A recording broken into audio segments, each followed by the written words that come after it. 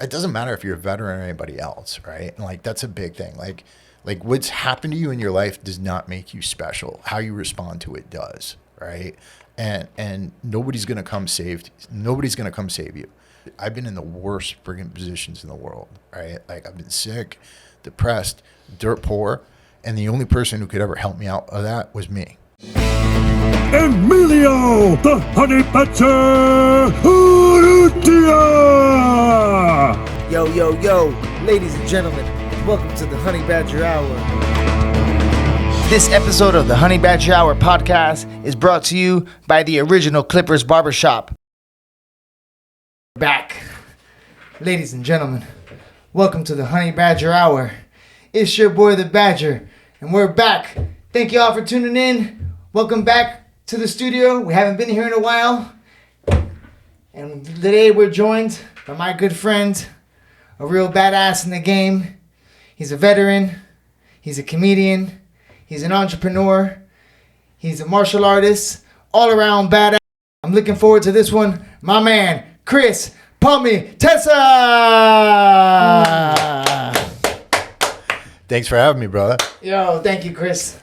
Thanks for coming down for the 305, man. I appreciate it, bro. I love it down here. It's I've been in Florida for 3 years now, man. Moved out here from California. Best move I've ever made in my life, man. I freaking love it out here. You came from California. California's not bad, bro. Dude, when I first moved to California, it was like the dream, right? Like, it was in LA. Well, I was in Santa Barbara first, and Santa Barbara was like awesome. But like, I moved down to LA, and I thought I was like gonna live out like this bodybuilding dream and everything like that. But that place wore a hole into me. Can I curse on here? Yeah, you can curse. We'll try. Yeah, it's all right. We can do whatever we want. Yeah, nah, that place wore a hole into me, man. And you know, it's a tough place to be. It's the most beautiful state in the country. It's just not good for running a business. It's not good if you don't have tons and tons of money. It's not, you know, it's not a great place to be right now. The taxes are out of control. Yeah, ridiculous. I was like earning I figured it out. I was earning like 31 cents on the dollar. The homeless is out of control. Crazy. Absolutely insane right now. And yeah, so what do they got there? They got legalized weed, bro. That's about it. Yeah. No, that's it. They got Muscle Beach. You got so you went there to go do. You went to California originally to go chase bodybuilding and get after it. So I originally went there for grad school. Right after I got out of the Marine Corps, I wanted to go. I actually did a PhD all the way up, passed my doctoral exams and everything like that. It was a PhD in political science and quantitative methodology. And I was there this is like 10, 15 years ago. And all the stuff you're seeing with politics and wokeism and things like that. Yeah. That was happening there. And I kind of saw the writing on the wall. In college? While I was there, because I was going to be a college professor. You went to college after the military? Yeah, well, I went to grad school after the military. Got you, yeah. Right? Yeah. So you were like a little bit older and you had life experience. Yeah, I was like 28 years old. And you're in there with all these young kids. Yeah. And you're seeing the professors. Well, yeah, and I was trying to be a professor. I was actually teaching them and stuff. I taught in the Department of Political Science out there. And no way. That was going to be my career. I was going to teach out of college. And I said to myself, I saw what was going on. People were calling me Nazis for using math and things like that. Like, because I was, and already back then, because the math is racist. That's a new one that I just heard. But I've been hearing about the universities just from listening to podcasts and Jordan Peterson and Joe Rogan and stuff like that. He's been having and Brett Weinstein when he got in trouble and kicked out. So I've been hearing about like this college dilemma that's happening, and it's like they're kind of polluting the brains of these kids. It's been going on for a while, man. I think since the 80s, you know. Yeah, it's been going on for a while. I saw the writing on the wall. I was like, I don't want to be a professor. So what I did was, I left and I opened up a gym in Long Beach, California. It was called Metroflex Gym Long Beach. And we licensed it from the original Metroflex in Arlington, Texas. And out of that gym, like, you know who C.T. Fletcher is? Yeah. Mike Rashid, a whole bunch of people. That's a gym they came out of. I opened that gym up. No way. And it was literally like, I knew nothing about business, nothing about like how to run a small business or anything like that. I was doing it in L.A., and I was literally living off of like $300 to $500 a month every month for like 3 years, like grinding it out. We had a warehouse with a bunch of weights. The gym is still one of the most famous gyms in the world today, right? They're doing awesome. The guy who started it with me, he took it over. I eventually had to leave because I was so poor at the time, like I couldn't keep up with everything. And, you know, I made the genius decision of getting married that time, went through a divorce, didn't want to kind of deal with having her split the business or anything like that. So ended up leaving, started an online training, and I kept training down there for a couple more years. Then I moved out to Redlands, California, which is like 60 miles east of LA. So my boy lives. My friend was living out there to work for Home Depot. He came from Miami and moved to the Redlands. Yeah, man. Yeah. That's like in the sticks, huh? It's like It's out in the there, like sticks. kind of the desert. He was saying. It's nice. It's a nice town. It looks like Mayberry, but like it's right near San Bernardino, which is like the murder capital of the freaking country. Oh no way! Wow. Yeah, man. But yeah, man, that was those were good times. I was trying to be a pro bodybuilder. I was trying to I worked with a lot of pro bodybuilders. I had a good name in the fitness industry, but I kind of lost it all because I got right after that. After a couple of years after that, I got autoimmune disease and went from being like a 220-pound bodybuilder to being like 138 pounds, and it's screwed me up pretty bad. Wow, man. Yeah. What year was that happen when you got how did you find out that you got the disease, that you got got diagnosed, or what? Did you I found out at first. So at first I thought I had cancer, Oh, right? yeah, Because I was bleeding it, not to get graphic here, but I was bleeding. Like I was on the toilet constantly, and I thought something was really, really wrong with me. So I went and I got checked out. And when they first told me, it was actually a relief because I thought I had colon cancer or something like that. Yeah. And what happened was after I found out what I had, I was like, all right, let's keep doing this. I kept competing as a bodybuilder. And I would go through flare-ups, right? So a flare-up could last like a week, or it could last, the longest one I ever had lasted 2 years. And friggin', at first, it wasn't effective. I was taking steroids at the time, so my blood volume was keeping up. And that was the only thing kind of holding me together. But I would run to the bathroom like 50 to 60 times a day, bleeding, like horrible. no horrible way, like stuff. out of your ass, or Yeah, like out of your peeing ass. blood. Out of your ass. Oh, Yeah. shit. That's the one. That's usually the one that they say like something's wrong when that happens. You know, Yeah, you gotta yeah. really get checked out. Yeah. So you had like a cancer scare for sure. How do they know it wasn't cancer? Like was there a way for them to know it's not cancer, or like? So they took biopsies and things like that, but Yeah. they knew what it was. It was ulcerative colitis, which is an autoimmune disease that your immune system attacks your intestinal tract and like creates these ulcers, and you can't hold food in you. Like you're not getting any nutrition from the food you're eating. You're not getting any hydration from the water you're drinking. So I kept getting sicker and sicker. And then I'd come out of it, and then I'd compete, and then I'd be big. And then this last time it happened back like end of 2018, beginning of 2019. I went into a flare up that lasted 2 years, and like literally went from like at my last show, I looked the best I ever looked, right? And then after that, slowly went down. My face, like I'll show you pictures, looked like a skeleton.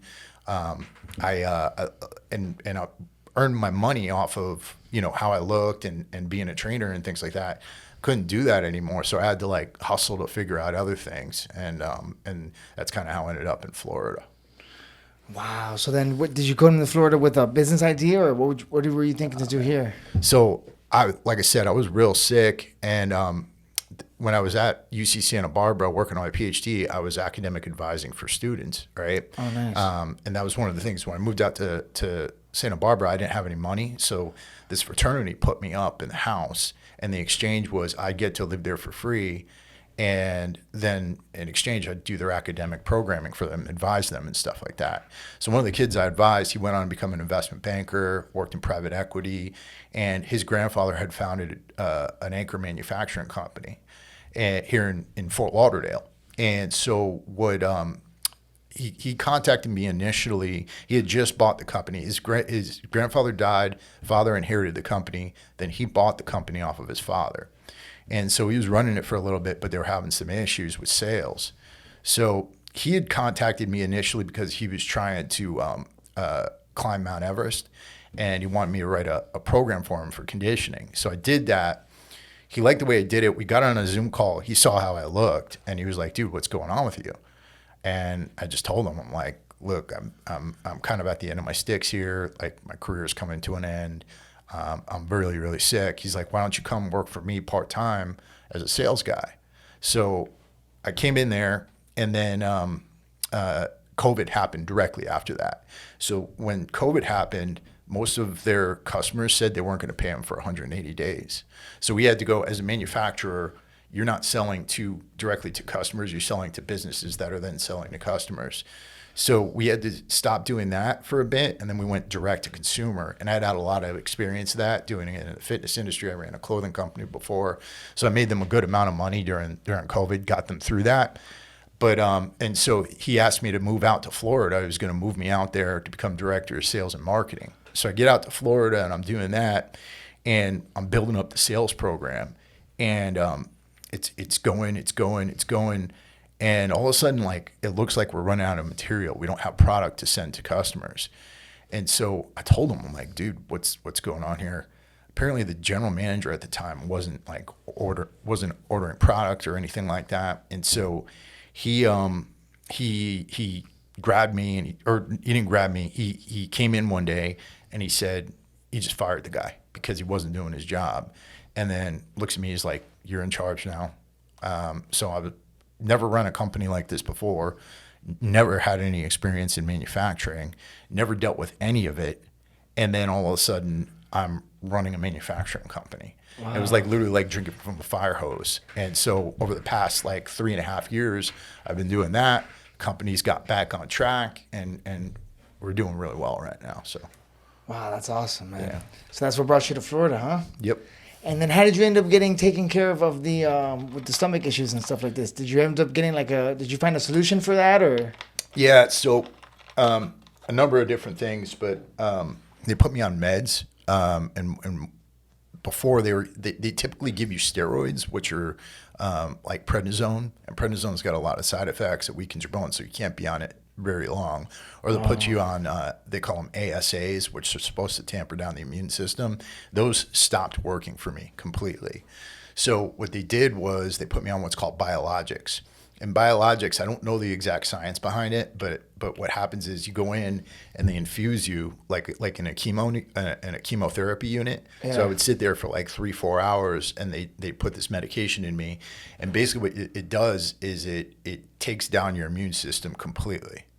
So because it's your immune system that's a problem, and so they put me on that for a few months. It started clearing it up a lot, and then one day I was in the VA, and I was going to the Veterans VA hospital over in Miami, and they started doing it. They're supposed to give you a steroid beforehand so that your body doesn't respond with antibodies. They forgot to give me that steroid, and I went into anaphylactic shock. And then my body immediately started producing antibodies to it. It wasn't working anymore. So then they had to put me on a drug called Humira, and I take that now. It's an injection in the stomach every 2 weeks. Oh, and you still have to take it for your stomach right now. Yeah. Damn. I'm going to be on that for the rest of my life. Yeah. Really? Yeah. And they don't know how you can get that. Like, you don't know. That's the one that GSP you said had, right? Like, yep. GSP had the same thing? GSP had it. A bunch of people had it. It's becoming like more and more of a thing now. People are getting autoimmunity for some reason. It's weird. You think it's in the food that they're making and shit? You think something? I think a lot of it could be that. I think a lot of it. Not, yeah, bro. Yeah, the seeds, like all that stuff. I mean, like there's a whole bunch of stuff that it could be. But like a lot of Jews, like people who are genetically Jewish, they get it. And I'm genetically half Jewish, so. That's wild, man. Damn, so you went from bodybuilding to getting into like manufacturing, making a business, running like full on sales and stuff, huh? Yep. Did you make money off of bodybuilding, or would you get paid and stuff? Off of training. When I was at my height, I was making a good amount of money. I mean, I've trained a lot of different people. I've trained members of certain royal families. I've trained professional athletes. I've written nutrition programs. I've worked with C.T. Fletcher. So like I was making a good amount of money at my height. But then as I got sicker and sicker, like it got harder and harder to do, you know? So, and then, you know, a lot of the marketing came off of YouTube. I had a YouTube channel. I saw you got a really popping YouTube channel. Oh, so you were doing a lot of your fitness stuff on there. That was a lot of your bodybuilding was on the YouTube? Yep. I was doing that. Yeah, because you got like a lot, you got a big following on YouTube. I saw that was good, man. It's hard to get that on YouTube, you know what I'm saying? It's not like Instagram and stuff, you know? I had to, like pan off of it a bit, because like at my height I was doing like, you know, 4 or 5 videos a week, and then didn't have the energy to do it. Like when you're that sick, bro, And then you start getting depressed and you start like going through all kinds of stuff. It was all my own creation. It was all my own issues. But like I was getting depressed because I was sick. Like I was getting demotivated because I was sick and like just didn't have the energy to do anything. My relationship, I've been with my woman for 10 years. Like she was about to leave me, you know. Oh, you were guys together when that happened then. Yeah, that's right. Because you've been there so she came with you from California to Miami. Yep. So you're in Miami, or you're like you're kind of Fort Lauderdale or something? I'm in Hollywood, which is like Hollywood, between Miami and Fort Lauderdale. Yeah. Wow. So she made the commute with you, huh? Yeah, man. It was kind of like our last ditch effort to try to stay together, you know, and luckily it worked out well. You know, I've been doing that. I've been investing in real estate out here. That's been pretty awesome. You know, Florida's been great to me. You know, take where I was like 3 years ago, which was like at death's door, super depressed, like my relationship was about to be over, and then to now where I'm running a company, I'm owning properties, I'm doing comedy, you know, I'm practicing martial arts, I'm doing a whole bunch of awesome stuff. Like it's night and day, and all that happened because, you know, one, a good friend of mine now really helped me out, and two, because I didn't give up. You know, I could have given up. I could easily be sitting there and saying, "Oh, woe is me," you know, with the definitely like whatever. But like, I'm not. You know. Yeah, for sure. And like that's the thing. But sometimes, what do they say? The health is like the number one thing in the world, right? Like you can get a guy with all the money, all the thing, but like without your health, you have anything, and you kind of realize that. You don't realize that until you get sick or something happens, you know, and then you're like, oh my gosh, you replace that healthiness just, you know, like that's our bodies is it's the our only two vessel, things man. you have is your brain and your body. If either of those things are not there, it doesn't matter how much money you got, you're screwed, you know. And I don't get, like, as somebody who's been sick before, I don't get people who trade their health. You know what I mean? Like, to me, like it's take care of your body first, then money and food and shelter and all that stuff. You know, it's right up there with everything else. And if you're not doing that, you're eventually going to live in a prison of your own making. And I just don't get people who are okay with that, you know? Yeah, and I feel like, today, I feel like we're coming into a weird era where health seems to be like the most, like they're promoting unhealthy things in the media. And it's like, I feel like I don't know what it is, if it's propaganda or what, but it's like you're seeing like these big girl models and stuff. Yeah. But like, I never thought about it like this because they're saying like, oh yeah, that's beauty. But like, that's unhealthiness, bro. That's like, that can lead to serious, that's like lowering your life expectancy, like being that overweight. You know what I'm saying? Man. Like the positivity, there's a fine line, you know? Yeah. And it's like, all the food that they give us, man, it's crazy. You go to the grocery store, all the food they give us has like, everything has sugar in it. Mm-hmm. Everything. You know how hard it is not to buy something with sugar? Things that you don't have sugar, have sugar. Yeah. Well, it's like... that and seed oils. Like, people don't know this, but like, seed oils are loaded with omega-6, and those raise inflammatory levels, right? And if your inflammation's high, inflammation is the cause of all disease. It's the cause of heart disease. It's the cause of cancer. It's the cause of everything. And all those freaking seed oils, they're in everything. They're in everything you eat. Every packaged food is got seed oil in it. You know? That's right. Yes, you're exactly, man. And then the inflammation, everything, it all starts in your stomach. Right. And then the sugar is what causes the inflammation. They say that you can cut out sugar from your diet and you can feel the difference in your bones and body. That happens because so you have this hormone. It's called insulin. And a lot of people think testosterone is the most anabolic hormone. It's not. Insulin is, because insulin's job is to take nutrients and then shuttle them either to your muscle cells or your liver, or if you're not insulin sensitive enough and your muscle cells aren't responding to it, stores it as fat, right? So the more insulin you have and the more insulin you're releasing throughout the day, the more your body becomes desensitized to it. And so if people are eating sugar all day, their insulin levels are going up, your body's becoming more and more insulin resistant, and you're storing more and more fat. And those fat cells, they think, they can release inflammatory levels into your body, right? Because you're friggin' you got all these toxins lined up. And again, I'm sure I'm speaking a lot of pseudoscience and stuff like that. No, keep it going. No, but it's just yeah, exactly. Talking about like what worked for me is just getting rid of the sugar, like focusing on good, healthy food, getting some meat, getting some vegetables, getting some good starches in, and just getting that crap out. All that packaged food, that stuff that's easy for us to get in the stores, that's poison, you know? Yeah, I was reading somewhere that if it's in You got to shop on the outside of the grocery mart. Anything in the inside is that's where all the sugar. Yeah, anything sealed, preservatives, right? So you want food to expire, right? Like once it goes bad, you can only have a few days to eat it, right? Yeah, man. That's the goal. And it's weird for me because like that used to be mine. I used to study this stuff like constantly, right? Like I wrote articles for T Nation. I've written articles for Muscle and Strength. Like there's stuff all over the place like that I've written, and that came from years and years of research. But I'm so detached from it right now, and it's weird because I'm looking at it now as a normal person who goes to work every single day and has a job that isn't in fitness.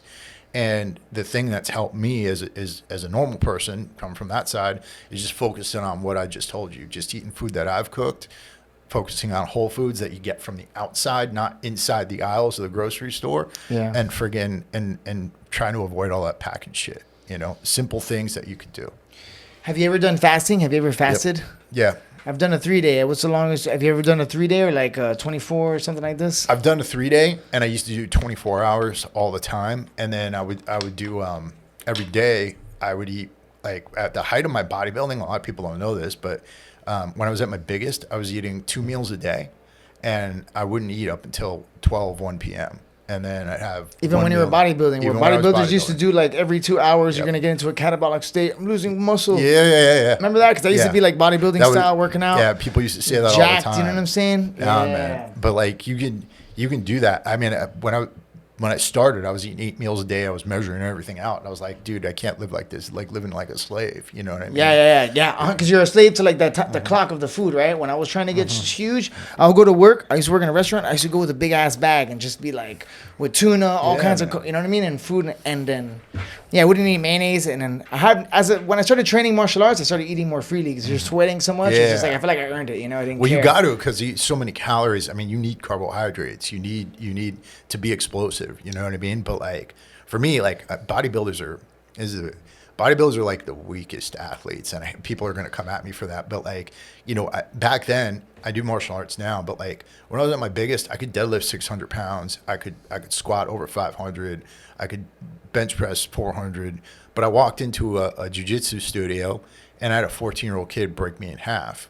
You know what I mean? It's like a different muscle, right? Yeah, it's a different strength, right? That's exactly. I couldn't do back then what I can do now as a much smaller and not able to lift as much man, Yeah, because the muscles are going to make you a little bit, you'll be a little bit stiffer and stuff, right? Yeah. Like you're going to be feeling it a little more. And your cardio, man. When I was that big, like 0% body fat. So you don't have because you need a little bit of fat to burn for that energy, right? Well, it's that, and it doesn't matter if you're 200. It doesn't matter if you're 300 pounds of muscle or 300 pounds of fat. It's still gonna have an impact on your cardio system. Yeah. Like, I would get winded just trying to tie my shoes. You know what I'm saying? And if you're on like a little bit of juice too, it's gonna be like that one. Yeah. There's a certain level amount of juice that will make you like not have cardio, and there's like.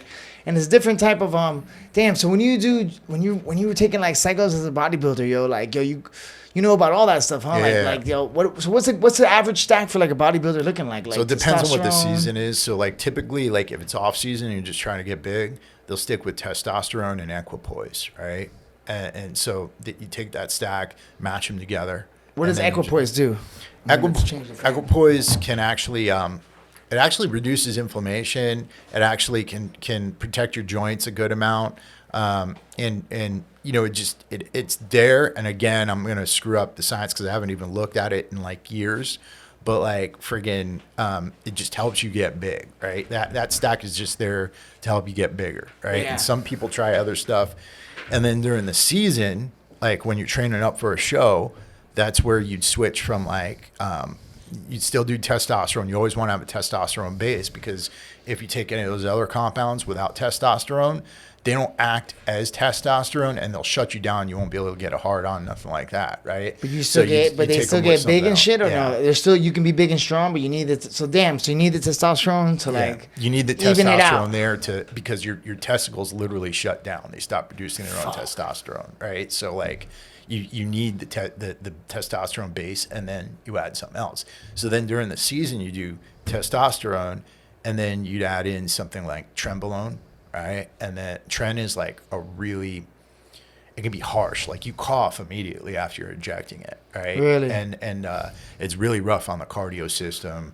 Like it helps with getting harder, burning fat, and things like that. And then I'd add a dihydrotestosterone, which is it's called Masteron. I would add that along in the same amount that I was doing the trend. Masteron. That sounds like the master juice. That sounds like the best juice out there. Masteron. Yeah. And I used to stay away from a lot of orals because they were really rough on the liver. But like closer to a show, I would do Winstrol, oral Winstrol. Winstrol is like a pill and stuff. Yeah, it helps. That's like that's one like we get ripped, right? I remember this one. Yeah, that's an old school one. Helps you. A lot of fighters get into it. Fighters take Winstrol and shit too, yo. Yeah. So that, and then you might put a little Anavar in there to get harder. And Anavar is a pill one. That's a classic. Yeah. That's a popular one, right? Mm-hmm. That's the one that when the girls take their freaking clits get huge, yo. That's what And the other thing during the off season when you're trying to get big, people actually, it's the most deadly thing people do, right? You can't overdose on testosterone, right? You can't. It could have side effects, but you can't overdose on it. But like people would take insulin, right? Like with carbohydrates to try to like do that thing I was telling you about, like before a workout. Yeah, I was gonna ask you about that. Is that like they take it before the workout? Right. They'll take it before the workout with like 50 grams of carbs. And then during the workout, you'll have another 50 grams of carbs. And then after the workout, you have another 50 grams of carbs to just shuttle all that stuff in there with some protein and amino acids. Like you do it to like shuttle up. People would get big off insulin. But that's the one thing that if you take, it could instantly kill you or put you make you brain dead. What about like the EPO, like the one that the bikers take? Remember they were saying that the guys have to cycle at night, like bodybuilders wouldn't take that, but they don't. But why do these guys? What is it like? What is it about the EPO that they have to like work out and shit? That's the one that they die too, right? Or like something happens or something. Like why do they die off EPO, yo? I've heard this before, you know. It literally oxygenates your blood, from what I know about it. So like it's really like messing with your blood, and if you're messing with blood chemistry, it could completely fuck you up. You know, like I don't know a ton about it. I got friends who are in the endurance world, and like they'll do things like hyperbaric oxygen chambers and things like that. They could do the same thing without the risk, you know. Like that they sleep in those at night, right? I seen BJ Penn was doing that in some UFC stuff, you know.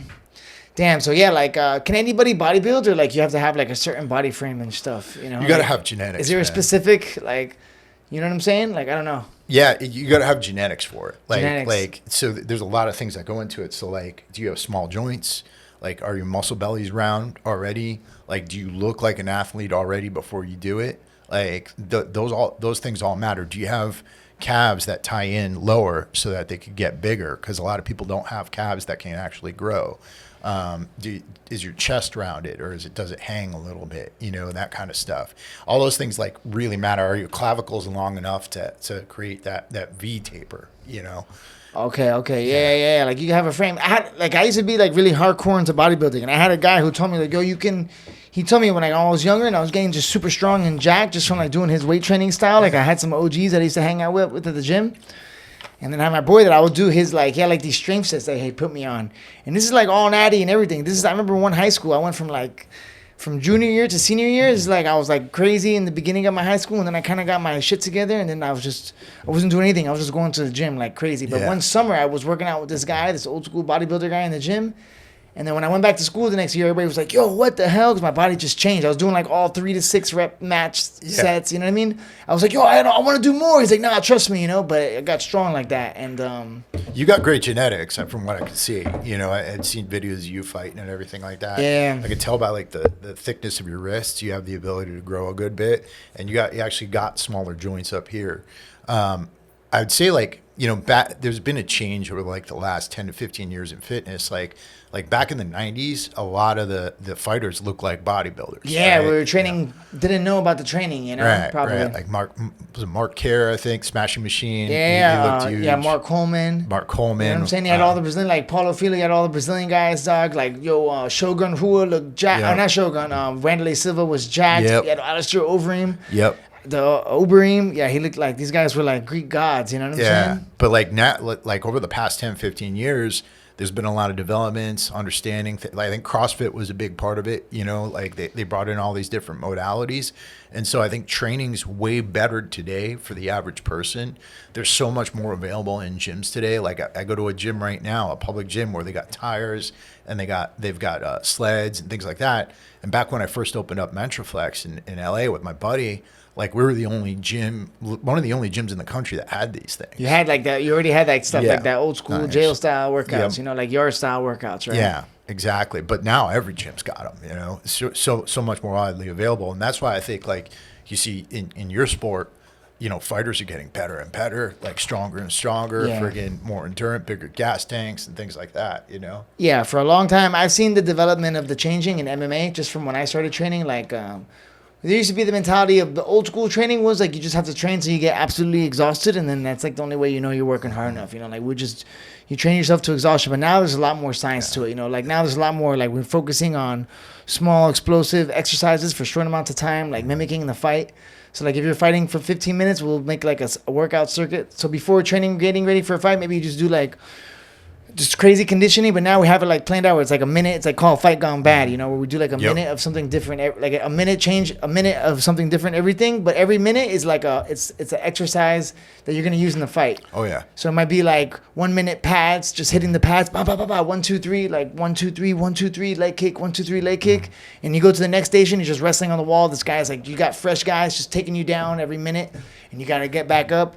And then we'll do another round where you start in mount, and you just gotta get up, and you gotta get up as many times as you can. And Yeah. and the guy who's holding you, because you're doing the certain exercise, he's not like 100% holding you, but he's like giving it enough that you're resisting and you're feeling it, you know? Man. Yeah, I even So- think like back when I was in the Marine Corps, because like friggin' when I was in the Marine Corps, our training was all like friggin' you run long distance, and then you fucking and when you're running long distance, you do push-ups, you do backpacking, things like that, and that's all we did, right? But that was the best stuff, right? Yeah, Like, that was the it good was shit. it I was think. good, but it was only like if we had other types of training, we had better nutrition. That's why you see so many veterans coming out now.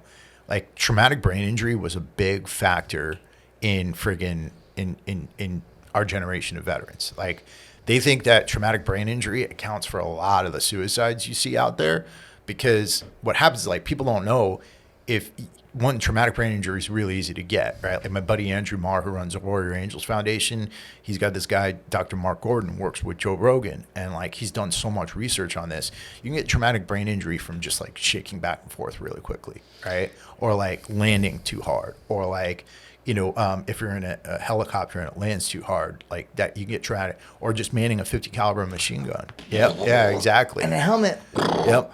And when you do that, The gun, the loud noise Yep. in your ears, bro. yeah, when you do that, your brain shakes back and forth. It affects the pituitary gland, and that turns off like the entire hormonal cascade, because your pituitary gland, it creates luteinizing hormone and it creates follicle stimulating hormone. Those are the things that stimulate the testes to create testosterone. So it can turn off that whole hormonal cascade. It can turn off your growth hormone. And when you do that, what happens? Like if you have no testosterone as a man and you're in your 20s and 30s, you're going to get increasingly depressed and increasingly low energetic. And they've run tests on a lot of different types of people, like serial killers.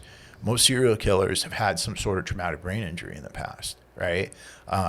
You know, and I think that if we had better nutrition, because a lot of it's because of inflammation in the brain that those things shut off.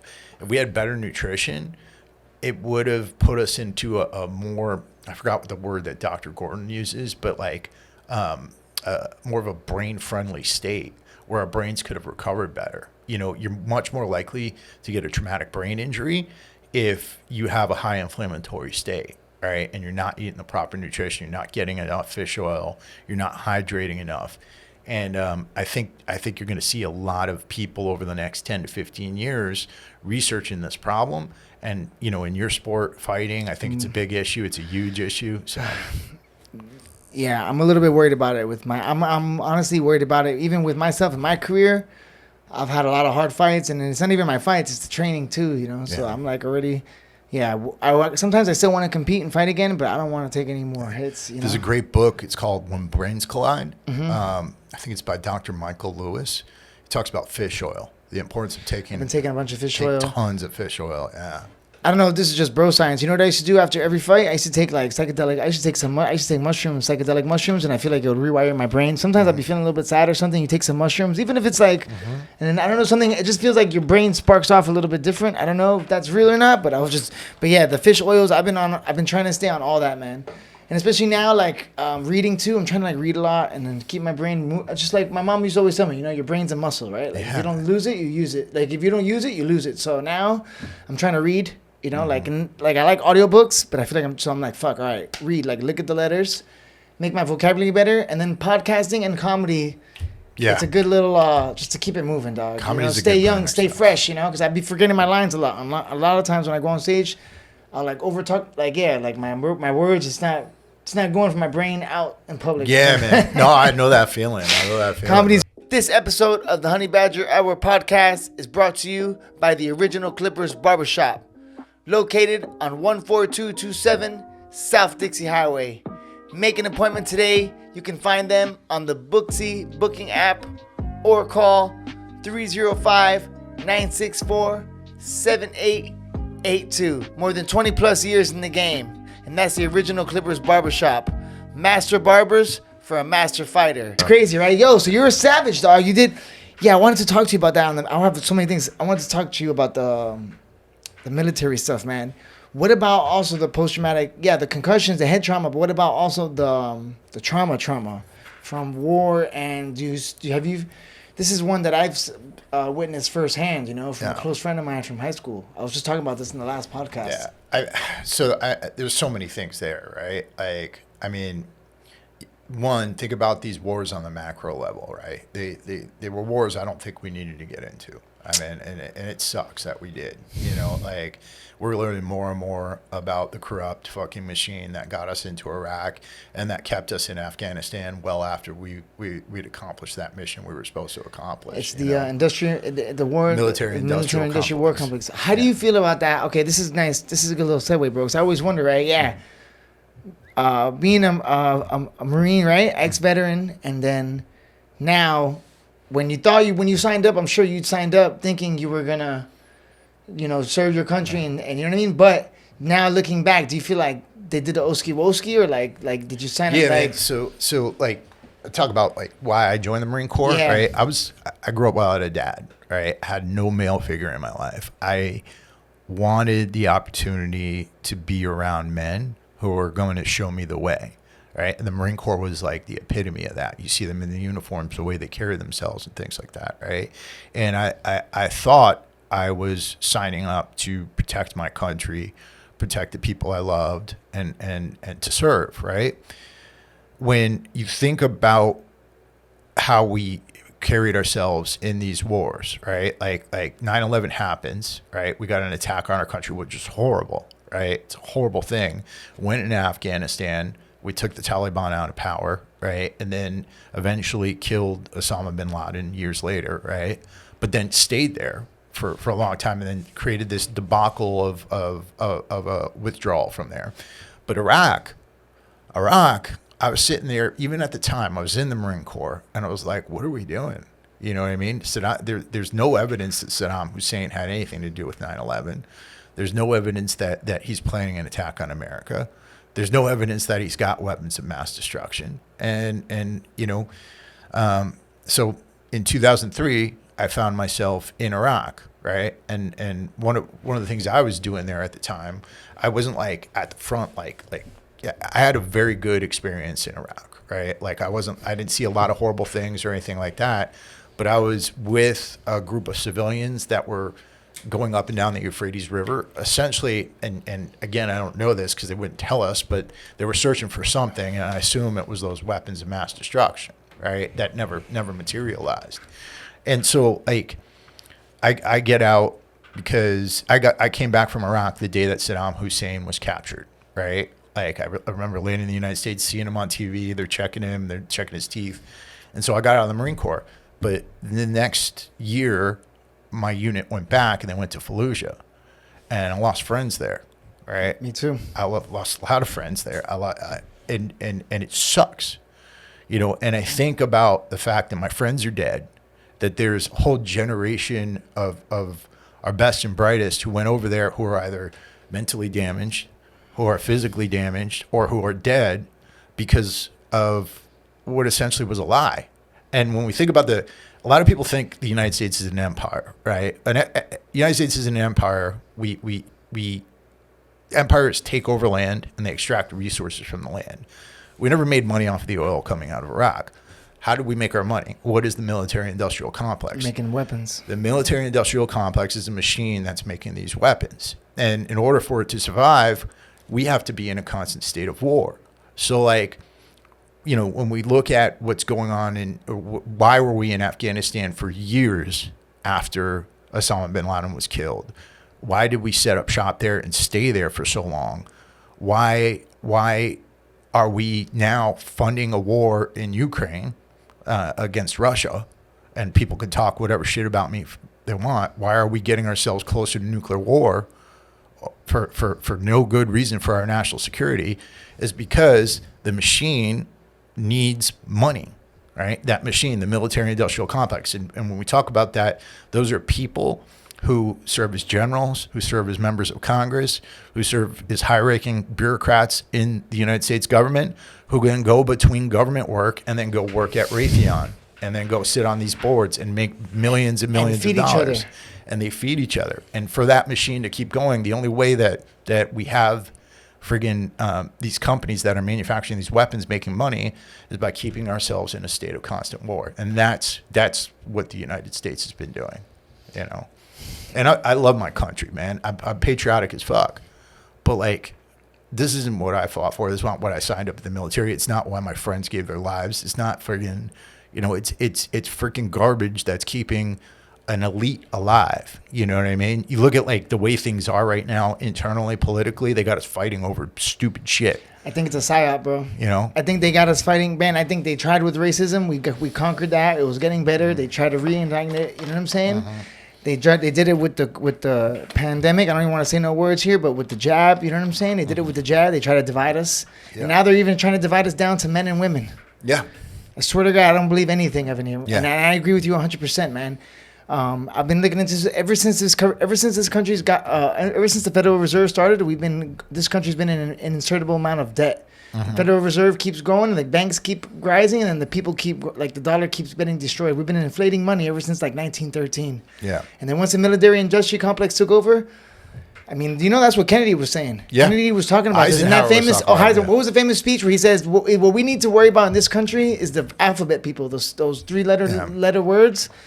That is the biggest threat to this country. Yeah. It's not, and honestly, man, like, I'm starting to think this terrorist was even like, Dave was like, I think like David might have made up this terrorist thing. Remember, we grew up hating freaking people from the Middle East, thinking that Muslims were like these crazy people that were. I've traveled the world, man. I've never seen nobody who thinks and talks like the propaganda I was given in high school from all these different religions. I've traveled the world and I've met people from all over. Everybody's the same, bro. All I gotta remember from that time, man, because I have a lot of Muslim friends. Like, very good people. Some of the best people I've ever met in my life. How bad must it have been in the 90s for them, or 2000, bro? Yeah. Holy shit. Yeah. I've got friends from Jordan. I've got friends from all over, from Afghanistan. I've got friends, you know, and this is the thing, man. Like I remember during the Bush years, and this is what bugged me out about that whole pandemic thing, because I remember during the Bush years, people were like, France didn't want us to go to war with Iraq, so they stopped calling French fries. They call them freedom fries. You know what I mean?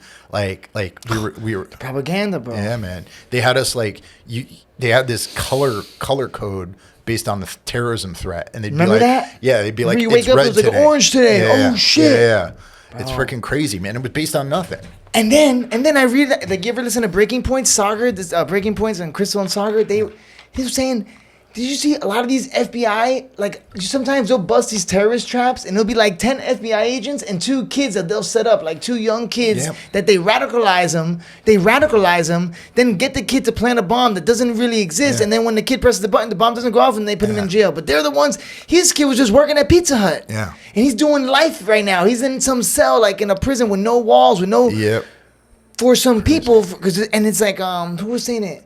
These organizations, once they start, like the CIA, these FBIs, all these weird alphabet numbers, right? These are just jobs that need to keep going. Yeah. We create a job. Yep. And it's like so then these people need to create jobs. So it's like you know what I mean? It's like, how do they know with all this data that they have, right? They monitor everything, our cell phones. Bro, my cell phone knows when I'm going to order. When I want pizza, my cell phone knows. I'll be in my house. Damn, I want some pizza tonight, And then I look at my Google, I start getting all these pizza notifications. You know what I'm saying? But they didn't know that locking us up for 3 years was going to make us fucking crazy. Yeah, man. Out of our goddamn minds. They didn't, with all the information they know, they didn't know that the kids would be destroyed, that the most important years of lives of the children from like 5 to 12 is interacting with other kids and getting bullied and learning and all, and they just took it away from them, bro, for years. And now, like, the depression, the mental health is out of control, bro. Dude. It's out of control on a world scale, even in Thailand, my man. It's nuts, man. Everybody's on drugs, bro. I don't know if like everybody's on some type of SSRI that doesn't even, and that's another thing. It's like there's a war on humanity, bro. It feels like right now. Yeah, and we can get into the drugs thing, but like that's another one. Back to the surveillance stuff. I mean, they used that fear to pass the Patriot Act, right? And then like and the Patriot Act, what a weird name, right? Like you think it's like some amazing thing. Yeah. This is and a lot of people, they make the mistake of thinking we're a democracy. I hate when I hear that because we're not a democracy. An illusion, dog. We're what's called a constitutional republic, right? And that means that the Constitution is our document that's supposed to lay out what the laws are supposed to be, right? And the reason why we have that in place is so that the majority can't be a tyranny, right? The majority cannot be a tyranny in our country because we're a constitutional republic, right? And like, and if we didn't have that, California and New York would run everything, What's the difference between a republic and a democracy? So or Democrat, because they say, okay, I figure that's what it's, okay. A pure democracy is like, okay, we're all going to vote. And our direct vote is going to select the leader. It's going to do this. We're going to vote on the laws and things like that.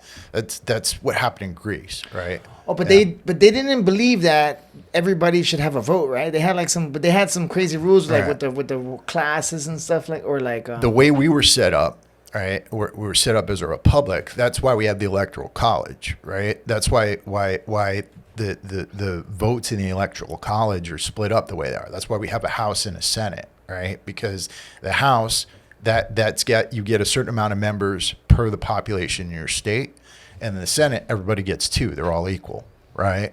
So like that keeps us from being taken over by the bigger, more populous states. That's what keeps us from being like them ruling over everybody else. Otherwise, like I said, it would be New York and California. But the thing is this: like you look at what happened to Julian Assange and Edward Snowden. Like 2 people who basically just showed a light on what was going on, the seedy shit that our government was doing to us, and their lives are ruined because of that. And friggin', like we're not. Julian Assange is being charged as a traitor or something. Yep, Julian Assange is being charged as a traitor. He's in England, right? I have more empathy for him than Edward Snowden. I still think Edward Snowden needs to be freed because Edward Snowden was a CIA guy who actually went against his job. Julian Assange, all he did was he released information that was released to him. Oh, yeah. Edward Snowden did kind of like, he signed NDAs and shit. It was like signing an NDA and going telling everybody, you should see what they just did. And yes, he did it, but what he did is more courageous. Right. So what Edward Snowden did is more brave. Right. But give this guy 5 years and then let him write a book and get a mill, dog. Let him do. Exactly. I'll give him 5, give him 6 months. I don't think you should do any time. Yeah, of course, but I'm just saying, if you gotta do some type of law, but bro, Julian, I never even thought about that. Yeah. All Julian Assange did was report the news that was given to him. Right. Just like they're trying to do to Matt Taibbi. Did you see when Elon Musk released the Twitter files to Matt Taibbi? Yeah. These blood-sucking animals in our government were coming after him like if he was this criminal. Right. Unlocking these documents. They're going after him like the IRS is going after him right now. Yeah, that's crazy. It's crazy. Yo, how crazy is that the Pentagon lost $1 trillion the day before 9/11, and then they hire 1,800, they hire all these IRS guys to come after our Venmos over 5. It's amazing the clown world that we live in, bro. What's going on? It's one of the reasons why I moved back to America, bro. I felt like I've been watching what's going on from living in Asia, and I've been seeing what's like. I was in Thailand, I was teaching kids over there. I'm teaching all these Thai kids and European guys, expats, and I was like, bro.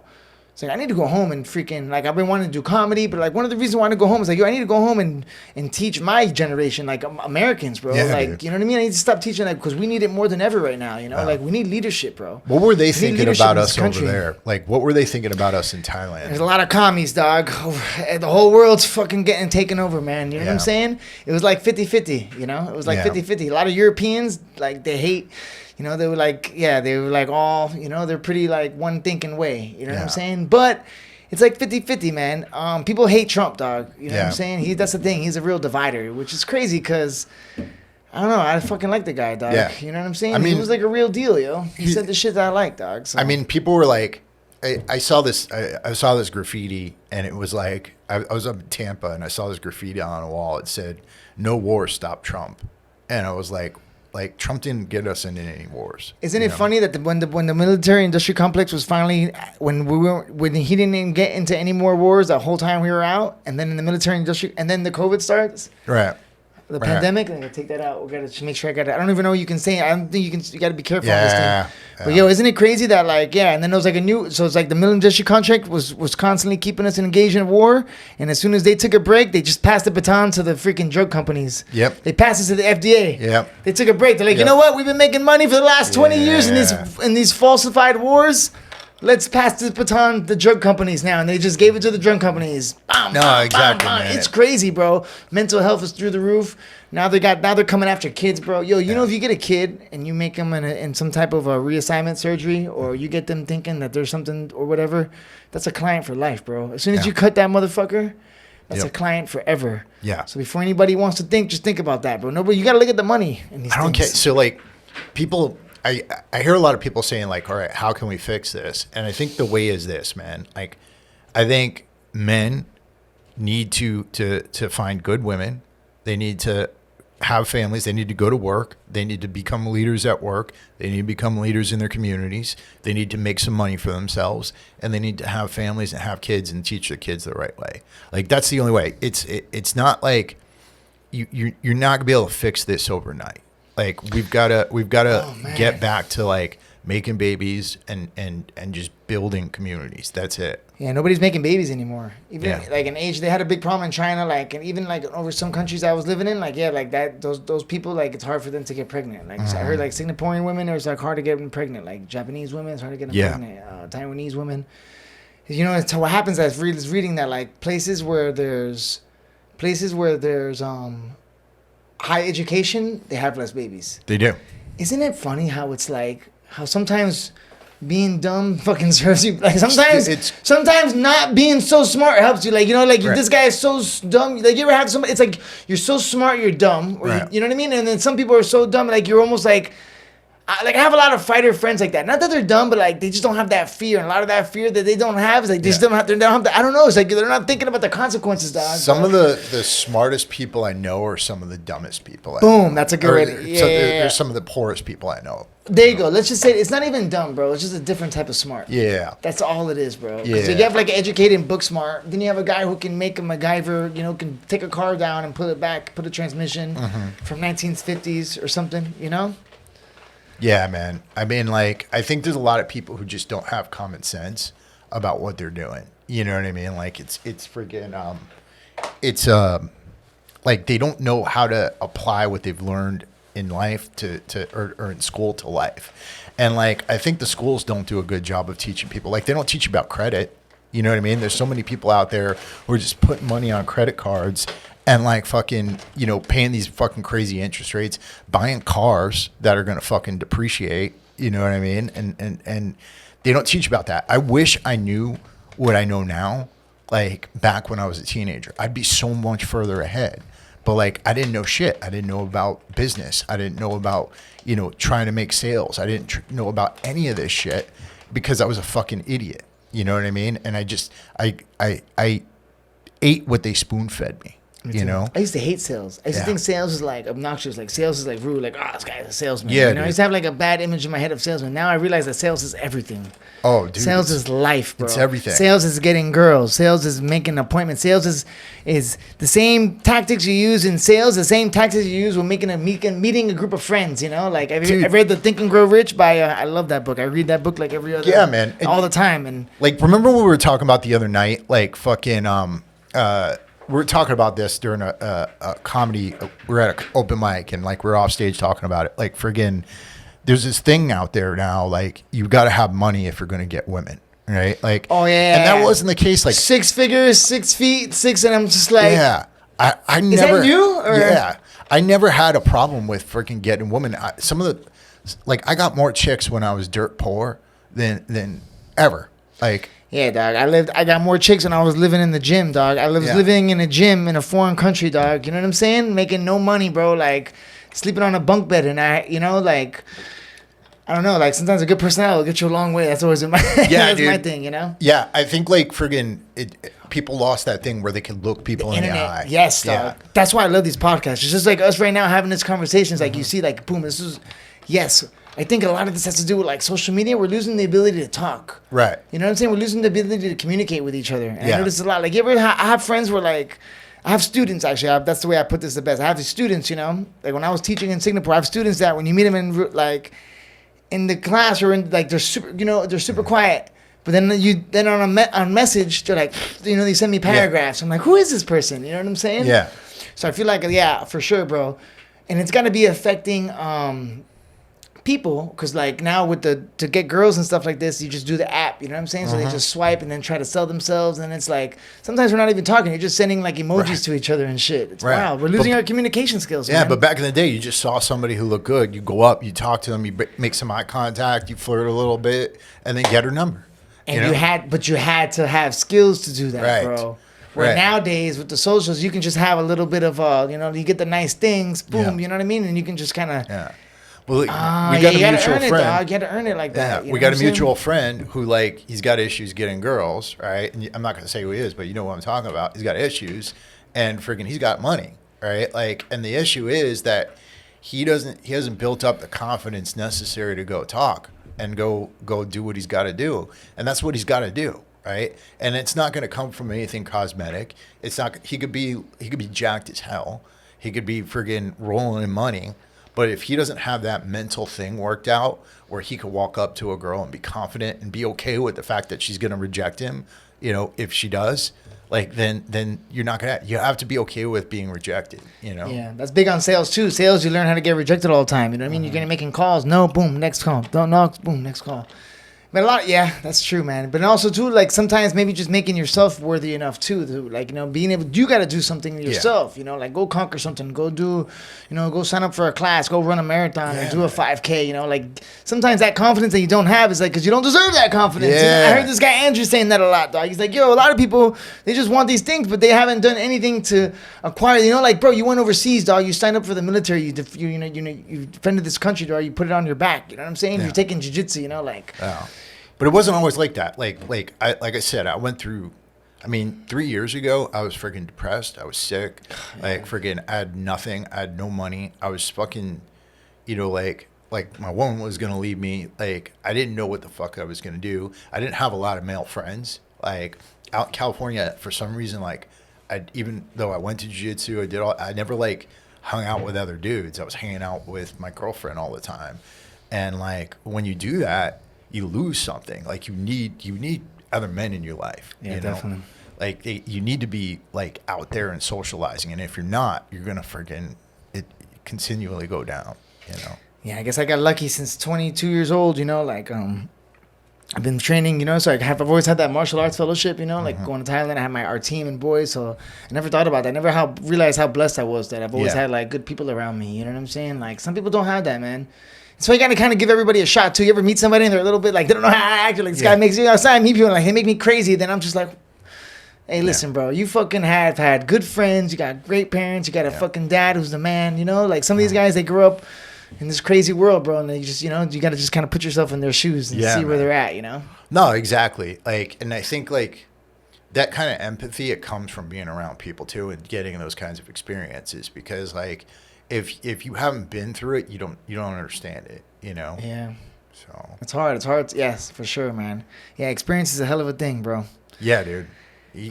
I think like you gotta like, you have to figure out what's uncomfortable for you. You got to move toward it a little bit, because if you're avoiding it, there's a reason for it. There's a reason why you're avoiding it, and the more you're able to do that, the more you're able to, like with comedy, like I never thought I'd be able to go on stage and just tell jokes, right? It was something I never saw myself doing, but I tried it once and I liked it. You know, it's like a drug. You know, like that feeling you get off stage when you come off stage. It's crazy, bro. And if I'd never tried it, I would have never found out about that. You know, like it's just fucking, I don't know. It's an awesome thing, but you got to try those things. You know. Yeah, and you gotta have that. It's so hard though, because I can imagine. I've heard a lot of people tell me like they go to mics and then like, or I've seen it too. You know, like I'll see people show up to the mics. But you see them at 1 or 2 mics. I'll see the same guy, but they're not getting on stage. But I could tell like they want to, but they're kind of like seeing, you know. Right. So that's just like, yeah, bro, because it's like it takes a lot to walk through that door, man. I remember when I first went to the MMA gym, bro. I was so scared. I saw them, and it's like they had like a big window, and I remember seeing everybody just like it looked like it looked like crazy, and they're like, where you want to be a part of it, but it's so intimidating, bro, to walk through those doors of the gym, man. Just that alone, you know what I'm saying? So then I just always try to remember that. Whenever I'm in that experience and I see somebody there, I try to grab them right away and be like, yo, get in. Same thing with comedy, you know? Like, I get that, you know, like, when I see somebody, you know, try to, like, as much encouragement as possible, because it's something so hard to do, and you should be, like, yeah, even if you don't do it, like, doing hard things like that is just so good for your character, bro. Yeah. Like, for everything. Taking those L's, man. That's what makes you, like, like, humble, you know? Like, humility, right? Yeah. What's that feeling like before? Do you get nervous before every fight? Yeah, you get nervous in the beginning, bro. Like, everybody's different, you know? Like, I know guys who are cold-blooded, just killers. They're, like, going for it. You know what I'm saying? Like, my best friend, like, one of my favorites, Volkanovski, the champ, he's just, like, one of his gifts is that for him, training and fighting is exactly the same. Yeah. That's just also through confidence of ridiculous work ethic, you know? Bro, when I'm prepared, like, when I've done everything I could, like, and I know I'm ready to go, like, I've taken no shortcuts, it's, like, the best, you know? Like, it's like waves, you know? Like, on fight day, I might be like, oh, my God, why do I do this? You know what I'm saying? Yeah. And then I breathe, you know what I'm saying? Then I'm like, oh, yeah. And then I just think about the training, and then I was like, you know, I'll be like, oh, yeah, this is what I do. You know what I'm saying? Yeah. And then you're getting messages from your friends, good luck, do it. So I try to shut the phone off, you know what I'm saying? And then so it's waves. Like, sometimes you're ready, I'm like, oh, let's fucking go. Yeah. And then others like, what the hell's going on? Why do I, you know? And then it's just like back and forth. But at the end, I always do the same thing. I always take a shower, and I take a long, hot shower, and it's like I call it like washing away anything. I leave it all in that shower. So like I as soon as I take that pre-fight shower, like I put my clothes in my bag. And once I leave the hotel room, because most of my fights have been overseas, so I'm usually traveling. Once I leave the hotel room, when I get to the venue, it's just like I'm just trying to be as nothing as possible, like completely blank. You know what I'm saying? Like, I'm not trying to have any train of thoughts or just like hanging out with the friends, just all jokes and fucking around up until it's time to warm up. You know what I'm saying? That's great, because before I go on any comedy show, I take a long shower too, like just trying to clear out my head. What was it like the first fight, the first MMA fight you ever did? Like how nervous were you? Like, Shit was crazy. Yeah. Shit was like the first open mic, dog. I just and then it was over. It was like a 9-minute warp of time, dog. I swear to God, that's exactly how it felt. Like you're walking out, and then you're like, oh shit! You start seeing your boys and shit, and your friends. Like, I was fighting in a little nightclub. You know what I'm saying? And I'm like, oh shit! My dad's in there in the corner, dog, and then my boys, and like the fence. It's like in a club, so like everybody's like just grabbing the fence, you know. And actually, bro, because I was like the cardio guy in my gym, I was always like the most fit guy and like the fucking team captain and shit. On my first fight, I thought I was gonna be like untouchable. I thought I was gonna kill this guy. You know what I'm saying? And then I went crazy, like a minute and a half, like going crazy punching, and then like after like a minute, everything just like I was like, oh shit. I got so gassed. It was crazy. I couldn't believe how tired I was after a minute and a half, you know? Yeah. And the second minute, I got taken down and like beat up. And then the third round, like I kind of like got myself together and like had like a good, I lost, but like I had like a good little effort at the ends where I showed like a lot of heart, but fuck. Yeah. That adrenaline's That adrenaline factor, dump was crazy. And I was so like jacked up, like ready to go, like pumped up, walking back and forth in the cage and stuff like that, you know? That's crazy, man. Yeah. People don't realize like just from jiu-jitsu, like the difference between at practice versus in a real match. Oh, you did your the jiu-jitsu opponent's match. strength goes up. Yeah. Bro, jiu-jitsu matches are tiring, right? I did one when I came back from Miami, and I should have never done that shit, dog. I was fucking doing comedy every night. I won the turkey contest at the, I think, is that what, did I meet you at the turkey contest? No, I Or met you at in the Miami second one? Improv. Miami Improv. But it wasn't the turkey, so I met you in the second one. Yeah. The one Yeah. after the New Year's. So it Yeah. was like 2022 probably. Yeah, bro. I won this turkey contest at the Miami Improv, and then like this girl messaged me, congrats, she ran a jiu-jitsu promotion. I was like, yo, let me get me a match. And then, bro, I was like, oh fuck, I haven't competed in a while. Like, yeah, you do a couple missed takedowns and shit, and you're like, boom. Man. Jiu-jitsu's tiring, bro. So, Dude, it is. I wrestled in high school too. That shit was nuts. It was probably one of the best things I ever did as a kid because like it teaches you so much self-discipline, but like I don't know, man. It is one of the most tiring things you could do. Oh, I was too soft in high school. I was so soft. I just did drugs in high school, dog. Like, You never thought you'd be a fighter in high school? nah. Oh, I thought I was too old. Really? I thought I was too old because all my friends were like already like Golden Glove boxers at like 14. Shit. You know what I'm saying? So and Yeah. there's no gyms really. You know what I'm saying? Yeah. Masvidal went to my school. He was like a couple years older than me, Uh-huh. and I used to hear about him all the time, like beating everybody up and stuff like that. And I had some friends that knew him, but I never knew where they trained, and I always thought I was too old. And then I was like 20, and then I was 21 or something, and I met this guy, and I was going to this drug program at the time. Like I was like trying to like stay out of trouble, and I was kind of like lost, you know. And then this guy was like, "Yo," he told me he was going to go to train Muay Thai, and he had a video on his phone, like on the BlackBerry phone. He's like, "Yo," look, and he's like, "Look, that's me," and I couldn't believe it. He was like 36 at the time, 35, like like my age now. But this guy was like in shape, badass, and like did not see any. And then I was like, "Yo, you training that now?" He's like, "Yeah." And then he took me. I went with him to the gym like a couple days later. And then as soon as I got there, I was like, I don't know, bro. I just was like, oh, this is it. This is what I've been looking for. Because I've always tried crazy things. You know what I'm saying? Like I got into poker. I wanted to be a professional poker player. I wanted to become I was doing graffiti for a long time, and I was like always chasing. I just realized it now. I was like, oh, I was always chasing that rush. I like things that make you like. Yeah. And when you play poker, like when you like playing against somebody else, once I found out their skill to it, I loved it. Yeah, man. Cause I wasn't athletic. I wasn't a good athlete. Yeah. I couldn't catch a ball and shit, and I wasn't too fast. You know what I'm saying? So like, I don't know. Maybe that fighting is the one thing where like, you need athletics, but you need to be more like. It's more mental. It's more fight. Fighting is more like a fight. Fighting. I'm more of like you have fighters that are athletes and you have fighters that are fighters. I'm more of like a scrapper. Like I make it ugly. Honey Badger. so like you hadn't taken you hadn't taken boxing. You hadn't taken none of that. Nothing, dog. That's crazy, bro. Nothing. I That's started crazy. at 22 years old, yo. Wow, man. Yeah. That's nuts. I started training at 22. I was working in the union. I had this construction job. I was fucking waking up every morning like at 6 a.m, working 12-hour shifts, and then and I hated that shit. It was a good job though, you know. I was like a 30-year apprentice. Yeah. Where Adrian Good does. money. Good money. Yeah. If I would have been a mechanic, woof, I would have been chilling right now. But then when I got laid off, and then like, bro, my chick, I had caught some chick. I had a girlfriend that was like, I caught her cheating on me, dog. That shit devastated me. And then, bro, heartache, dog. That's what I realized. A heartache and a recession, you know, like I started training, and then I got laid off from the job, like in 2009 or whatever, when that recession hit, when everybody like when that crazy shit went crazy with the Obama years.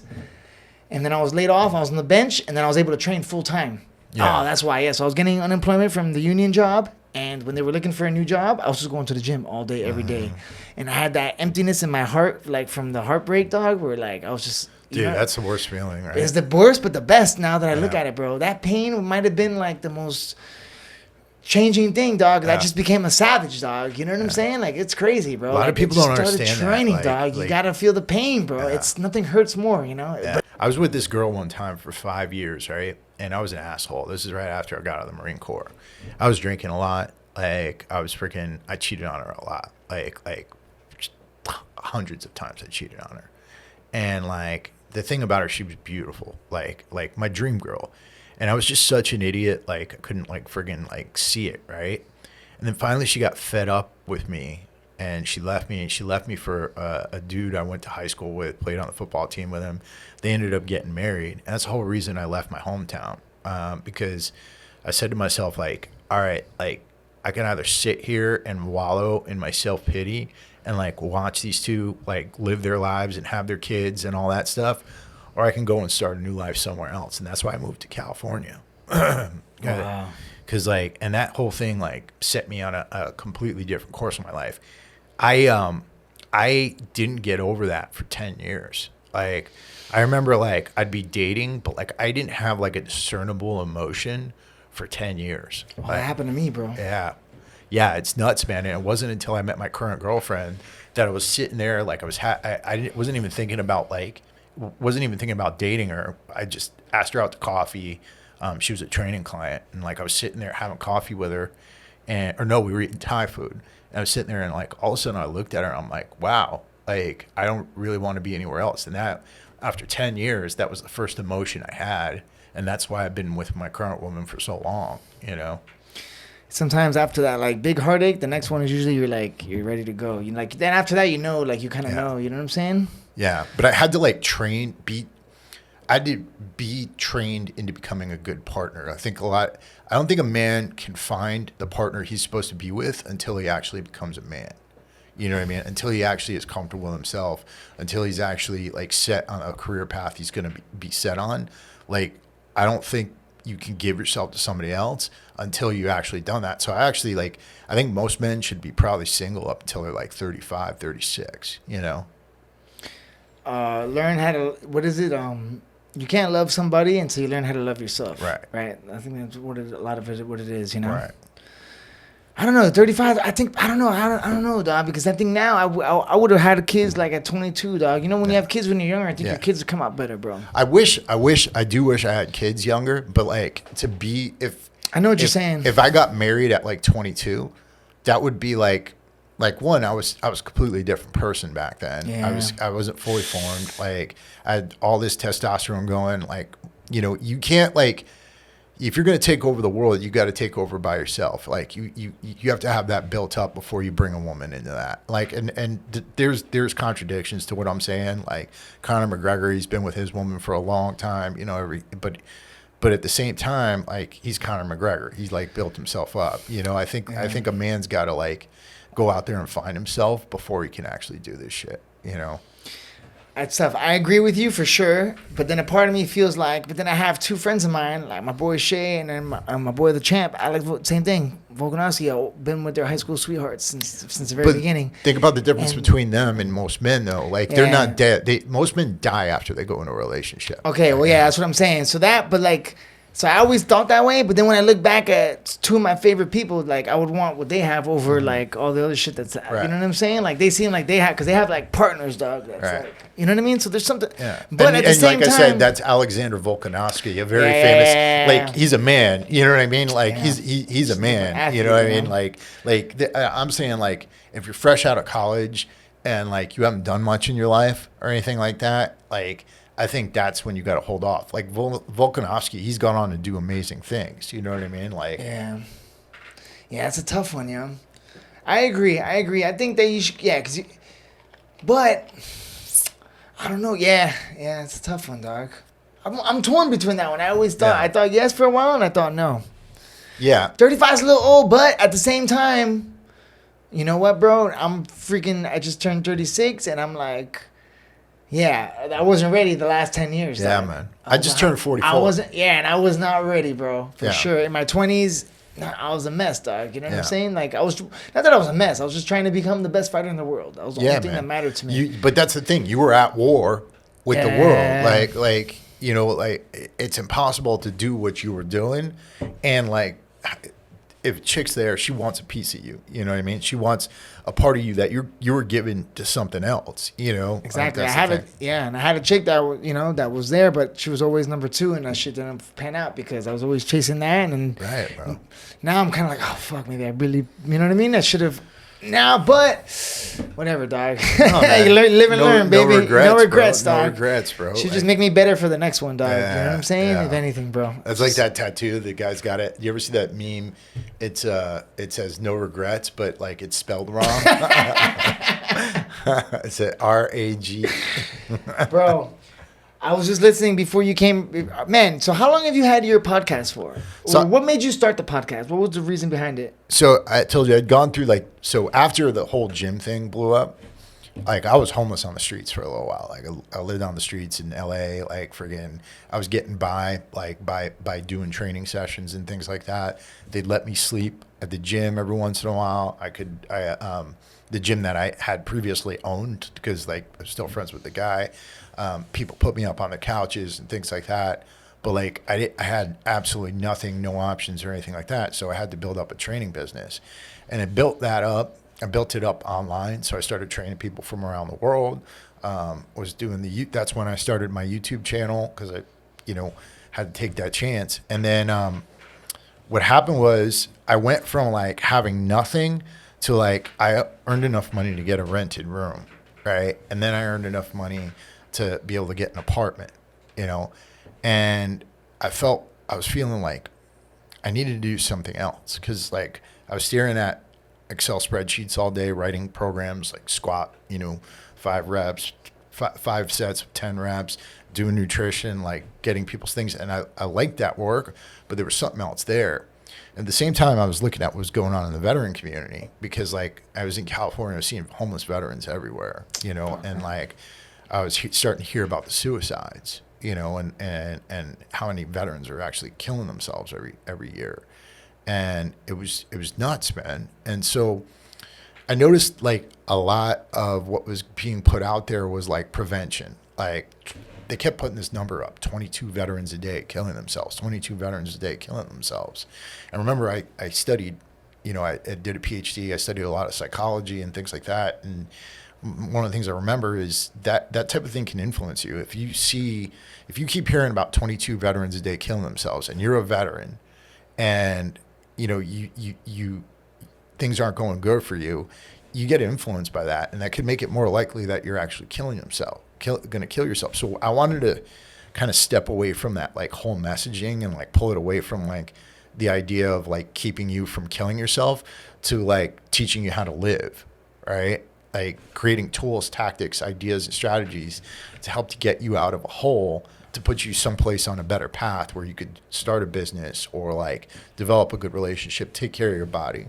So that's when I created the Warrior Soul podcast. And I did it, man, 7 years ago was probably when I started it. I was like a podcast pioneer, bro. I was like before, you know what I'm saying? Yeah, man. And like the first episode, I didn't even have a microphone. Like I was sitting there with a laptop on like my desk, and I was speaking into the laptop, like, and it was just me, like riffing on a bunch of ideas. And then slowly I started getting guests and things like that. I got Robert Greene. I got what's his name, the Survivor man, Les Stroud.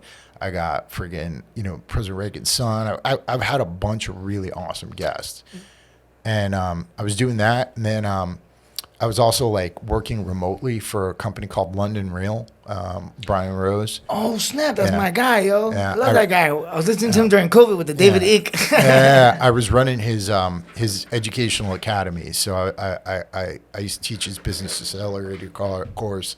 I used to teach his podcasting course and things like that. And no way. I wanted to develop my own thing, and so I slowly built that up, and then ended up getting sick. So like, this podcast still exists, but I just haven't published I used to publish like 2-3 times a week. It's powerful.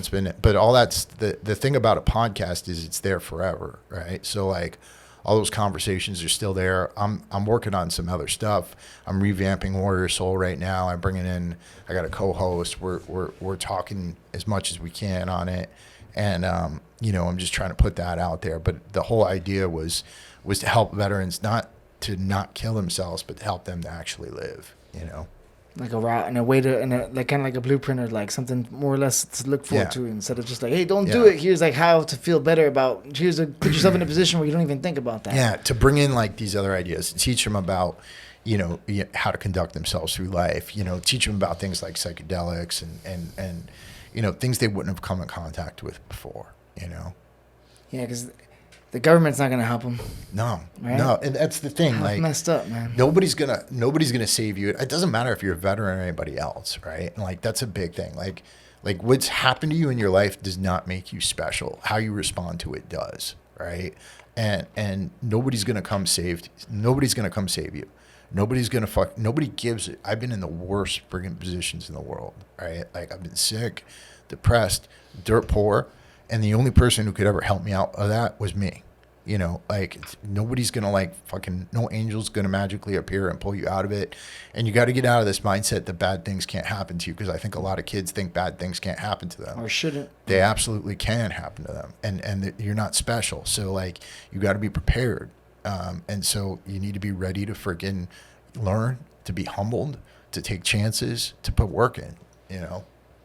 Yeah, I feel like, man, not only soldiers, I feel like a lot of the kids, everybody can use a little bit of that nowadays, you know? Especially like with, people need to read some books, but need to read some books on tyranny, because what's happening in this country right now, and really worldwide, with this like World Economic Forum, and like everywhere's turning communist, bro. My buddy lives in Argentina. He told me the same thing is going on over there. Like, they're just, it's like all, it's like the little systemically, it seems like everything's kind of like, well, what they do is they get you to worry about wayside. something else, right? Exactly. They make you feel, and they make you feel comfortable. They make you feel like they're doing something good for you. There's this book called The Brothers Karamazov, right? It's written by Fyodor Dostoevsky. And there's a chapter in that book called The Grand Inquisitor. And in this chapter, it's like one brother telling another brother a story. And the story is about Spain during the Inquisition. And as bodies are burning and people are being tortured, Jesus comes and he walks through. And he walks through this yard where everybody's friggin' getting tortured and burned. And the people immediately recognize him. And they start, like, getting down on their knees. And the Grand Inquisitor, the guy who's responsible for all the torturing, is this bishop in the Catholic Church. He sees Jesus, and he sees everybody getting down and worshiping him. And he tells his guards, seize him. And they grab Jesus and they bring him to a dungeon. And the rest of the chapter is basically a one-way dialogue between the Grand Inquisitor and Jesus. And he says to Jesus, he talks about the three temptations of the devil. And I think the first one was you were out in the desert, right? And you were starving, right? And the devil came to you and said, turn all the rocks into bread so that there will be no starvation anymore, right? And you didn't do that. You refused the devil, right? And Jesus refused the devil because he didn't want to take people's free will away, but he refused the devil. So now we have to provide them bread. And then he said the second temptation was the devil brought him to a cliff, and he said, cast yourself off this cliff and have the angel of God come down and swoop you up so that people know how powerful you are. And Jesus refused. And he said, take the sword of Caesar, right? And take that sword for yourself to prevent war from ever happening again and death from ever happening again. And Jesus refused that temptation. And he said, because of that, the Catholic Church has to exist, because we give the people what you didn't, which is miracle, mystery, and power, right? And then the end of the chapter, the end of the story is, he's like, I'm going to let you go, right? But if you ever come back here again, I'm going to burn you alive. And they let Jesus go, and Jesus walks up to the bishop, and he kisses him on the cheek and then walks out. But what's Dostoevsky trying to say there? He's basically saying, like, when you got people in position of power, they're gonna act like they're feeding you. They're gonna act like they're protecting you. They're gonna make you feel really safe and comfortable, right?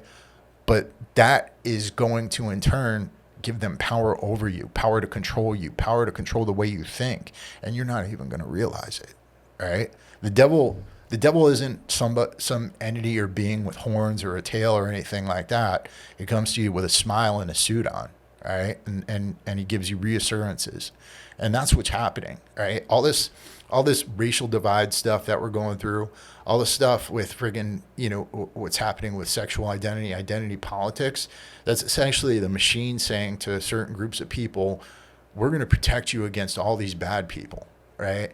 And so they're getting them to go along with their authoritarian project, and that's how it is, man. And they do it through Mike Tyson said it on the PBD podcast the other day. He said, look at what a country's promoting, look at what a country's advertising, and you'll see what the future's that country's gonna be. Yep. You look at the 90s and the 80s of America, like they're advertising like Arnold Schwarzenegger, Terminator, Commando, all this American pride, like badasses, alpha males. Yeah, man. You notice that all the male characters in like movies and TV shows are like kind of like dumb and can't handle it. And then like I remember I started noticing in Netflix, like the guy like it'll be like in Black Mirror, like the soldier, like the one of the soldier, the guy soldier would be like all confused and can't figure it out, and then they'll have like the alpha chicks like, come on, motherfucker, and it's just like it doesn't make any sense, man. you know? It's kind of weird, right? And then all the dads are like they look like bumbling idiots. You know what I mean? Yeah, like, all the males are like stumbling, bumbling, and then they need like a strong, competent woman to help them. Yeah. But then it's like, it's a different type of smart. Yeah. You know what I'm saying? And that's the thing. Like that's where I agree with it, Andrew Tate, on a bunch of stuff, because like he talks about you got to change that thing. Yeah. Keep going, Yeah. keep going. He talks about like, you know, the beauty of being a man, like when you're a woman, we protect our women and things like that. And again, I'm not going to like say they're any less because of that, but it's just biology, right? We're the stronger of the species. We protect them, right? But as a man, the negative side of that is you have nothing. Nobody's going to give you anything. Nobody's going to protect you. Nobody's going to like come save you or anything like that. But the beauty of it is that you get to create yourself from the ground up. Like you get to choose what your identity is. And I agree with that. Like as a man, part of becoming a man is figuring out who you want to be and working to become that. And I think that the problem is a lot of people don't understand that. Like they don't understand that they need to work to become the thing they want to become, you know? And that's the problem with men today, because they don't have any examples of what they should be becoming. And the media goes after the examples that are out there. You know what I mean? They go after any man who stands up for himself or speaks his mind. All right? They demonize him, you know? And that sucks. And that's when you demonize men, that's when you propagate a guy like that's when you make a character like Andrew Tate, you know what I'm saying? Who comes out. That's when a guy like that is what the society is craving for, like what young men are craving for. That's a shine on the light on the failure of our society. Right. You know what I'm saying? Yeah, that we even think that's amazing and cool. Like do you know what I mean? They've taken us down to a level so much where that's what we want to, you know what I mean? And it's like materialism too, though, you know? It's amazing to me. Listen, he said some wild stuff or whatever, but number one, it's just words. Right. You know, like whatever it is, it's just words. I don't even think it's real. I think it's like an act, and then like, and maybe he's like, honestly, I feel like maybe he's like he had to get the eyes on him. But then if you realize and you listen to his long form conversation, bro, for the first time in a long time ever, you got a man who's telling men to be men, be accountable for your actions. Right. Like we've been saying all podcasts, like no one's gonna save you. Yeah. You need to go out there and you need to make yourself, because nobody's gonna help you. You know, like in this world, like it's up to you. You know, like you need to be competent. You need to defend yourself. You need to be strong. You need to work hard. You need to outwork people. You know, like for the first time in a long time, somebody was saying something that would really resonate with people and do well, and they try to take them out, bro. Yeah, dude. Well, you got to think about it, man. It's crazy. Like, what do you have to do to succeed as a man in today's world, right? We were talking about it before, but like I think the number one thing is physical fitness. You got to be physically fit. Right? You got to be taking care of your body. I'm not talking about being a bodybuilder or being strong, muscle bound, but you need to be physically capable. You need to not be physically tired all day long, because life is hard enough, right? Yeah. You're going to get a lot of stuff thrown at you. You know, you need to be financially able to handle yourself. You know? And financial literate. Right. And I'm not talking about being rich, but I mean not taking on tons of debt. Not buying tons of material possessions, you know, focusing on things that are going to get you moving forward in life and investing your money in those things, and not wasting it on trash. And then the third thing, and I think this is a really big one that we're really screwing up, is avoiding distractions that are going to take you away from those things, right? So like pornography. It's a huge thing, right? And I watch porn. I'm not going to act like I don't. It's but getting like, bad. It's everywhere, bro. It's too easy, bro. Yeah, dude, you open up Instagram right now, everything's porn. You know, I can't, bro. And it's not actual porn, but it's girls like marketing their fucking shit. Porn sites, though. They're girls, and you click on their profile, and then they have a link to their porn site. And it's just like, fuck, man. I'm a goddamn grown-ass adult with life experience, done all kinds of things, and it's hard for me. What is it for a 16-year-old, 13 through 17-year-old? How can you even get anything done, bro? If they had the access to porn that they have now when I was 14, I don't think I fucking would have left my bedroom. Bro. That's what I'm saying. What desire do they gonna have to even want to go get girls when they can just see the best girls of their dreams do whatever they want? Right. Like, yeah, dog. I think the porn kind of messes up your brain, dog. It kind of messes up your brain for sex too, because it makes like unrealistic, it makes unrealistic things. You know, well, they like, say it creates erectile dysfunction. All for kinds sure. of stuff. Yeah, and then like, and I was also reading into this one. We're like, yeah, you think.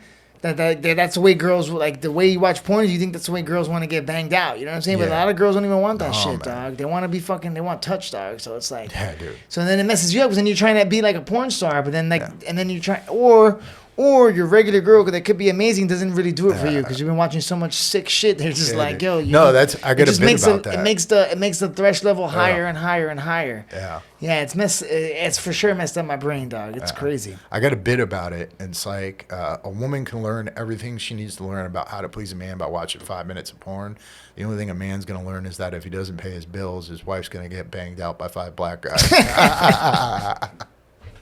That's where that's where you swear it's like in your it's crazy, dog. Yeah. It's wild, bro. No, the porn is it's so easy nowadays. Yeah. Like even going to the store and waiting in line is like a long line. You got to go to the DMV or something, or like you got to go sign up for something. If there's a long line, you can just be on your phone and be doing literally whatever you're doing at home just on your phone. So it's like there's no more. I feel like it's like when I go now. I've been doing that lately. Like when I'm in a store, I try not to take my phone out. Yeah. I'm just like sit there in my own head and like let this shit suck. I'm at the line in Aldi's and I'm like, yo, just let this suck.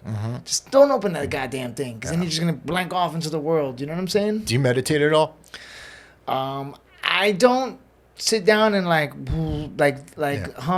but I do yoga. You know what I'm saying? I feel like that's a form of meditation. But I feel like when I train and when I do comedy, I feel like that's a form of meditation because I say that whenever my brain is like shutting off your brain and it's hard. So I haven't been able to do it solo dolo. You know, It definitely is. That's all a form of meditation. Running is a form of meditation. I like doing like mindfulness meditation because I feel it helps me like get more into it with my brain. And that's not like sitting here and being like or anything like that. You just basically sit there and you're trying to be present. And what you do is like a lot of people make the mistake and think like, oh, if they have a thought, like that screws the whole thing up. It doesn't. All you got to do is recognize the thought, right? So you're like sitting here, maybe popcorn comes in your head and you'd be like, oh, that's a thought about popcorn. Like, and try to analyze where it came from. You know, if you feel a sensation or like you feel an itch or anything like that, like just recognize, hey, I feel an itch. And you're basically being mindful about what's going on around you, you know? And you do that for like 5 minutes a day. And like, that's a good way of keeping yourself from mindlessly scrolling over shit and like mindlessly turning on the porn, you know? That's a good one. What I've been doing is when I wake up in the morning, I want to add that actually. So like you start with 5 and then just 5 minutes that's what I was reading. I was just listening about somebody else saying they do this. And then you can like build it up, right? Like go to like 10 minutes, go to 15 minutes, like a little more as you go, like build it up more and more to the meditation. Yeah, that's a good one, yo. I've been doing in the mornings that feel really good for me is I make a gratitude list. I write 10 things that I'm grateful for. I used to just write the same thing. Yeah. But then it's hard, so then I just do like 5 different things every day. Yeah. You know what I'm saying? Yeah. And then write a gratitude list and then have like the things that I need to do, like things that I want to do, like journaling and stuff like that. You know what I'm saying? Dude. No, like writing out my thoughts and like goals. Like I'll be like, okay, like podcast, I need to, writing jokes. You know what I'm saying? Just training, just to try to keep all my ducks in order. You know, it's hard, dog. It's fucking. You know how it is, man. It is, man. It is. Like I do gratitude too. I try to find ways of being grateful for bad shit too. Like if I'm having a hard day, like I try to be grateful for that day and the lessons it's teaching me, you know, or like if I screw something up, I try to be grateful for the lesson I learned from that screw up, you know, or if I had a bad set, try to like figure out what went wrong, that kind of stuff, and be grateful for the opportunity to learn from it, you know.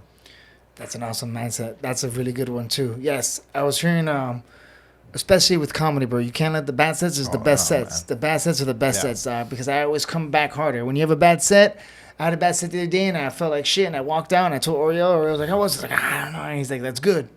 He's like, that means you're going to write tonight. That's what Oriel told me. I was like, fuck, you're right, dog. When I do bad, bro, that shit lingers with me for days until I get back on stage. You know what I'm saying? And then I'm even more nervous when I get back on stage. I'm trying to get it back. You know what I'm saying? Yeah. And sometimes you go weeks, dog. It's just like, oh, this is going to be a bad set week. This is going to be a bad set month.